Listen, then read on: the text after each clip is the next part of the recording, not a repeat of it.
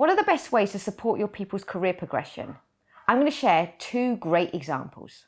Hi, welcome to the Let's Talk Talent channel, where we discuss the world of HR and talent management. We're here to help you unlock the potential in your people. So how do organisations support career progression for their employees? There are many ways in which they can do that, and I wanted to give you 2 examples of clients that we've worked with who looked at it in a very different way. Now, one was from a finance sector. They're a global organisation, but they have hierarchy. It's very parent-child.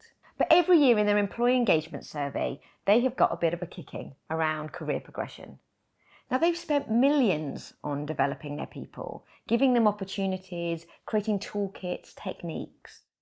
But where we came in was making them think about what the exam question they wanted to prove was, which was ultimately about how they develop and navigate their career across their organisation.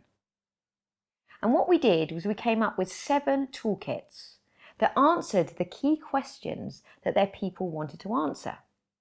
So whether that was how they developed their skills, whether they wanted to be a manager, whether they just wanted to enhance their role, they didn't actually want to progress any higher in the organisation. But by then creating a matrix around those 7 questions of all the tools and techniques that they had a simple model that they could go out to the organisation and say, hey, this is what you told us, and this is what we heard, and this is what we've done as a result of it. So it simplified that in one clear way. Now, the other example was a completely different organisation. They're a startup, and they have much more agility and ultimately fluidity around where they get their talent and how they develop their talent. And ultimately, they had a lot of issues around retention. They had people leaving at certain times. So their exam question was much more about how they retained the best people in their business.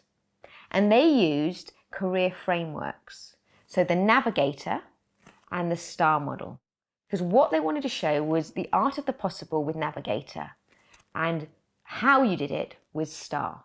And they created that at a divisional level. So they created pilots where people could understand in a division where they fitted, so the navigator and the STAR, and then they rolled that up across the organisation to create an organisational group.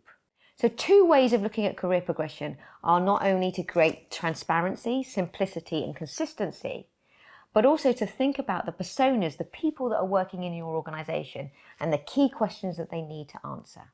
So have a look at what your exam question is and what career progression means within your business, and take inspiration from those 2 examples, but also some of the tools and techniques that you can check out on our website.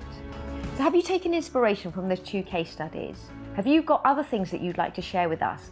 Leave us your feedback and top tips. We'd love to hear from you.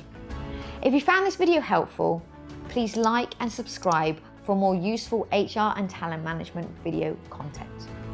Hope you enjoyed this video. See you next time.